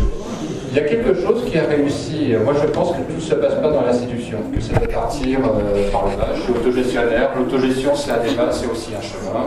On pourra en débattre au moment du rapport. Ce qui se passe aussi, c'est qu'on a besoin de coopération. Et ce qui a réussi, souvenez-vous, Europe Écologie, même si je ne suis pas d'accord avec la manière dont les familles l'ont fait croire, c'est la coopérative. La coopérative, c'est une idée. Moi, je suis aux alternatives qu'on avait lancée il y a longtemps, il y a 2 ans, à quelques-uns, mais ça a fait flop. Mais je vous signale que l'idée de la coopérative, c'est pas les Europe Écologie qui l'a inventée. Si vous avez bonne mémoire, c'est Feu Claire-Villiers qui avait lancé cette idée autour de l'alternative citoyenne en disant chacun à sa place, les groupes peuvent avoir leur place, et bien on peut entamer ça à la fois sur le fonctionnement, mais aussi sur les propositions. Et je crois qu'il faut, là il ne faut pas attendre, il est urgent d'agir, mettons-nous en route et continuons à discuter, mais dans l'action. C'est comme ça qu'on fait les choses.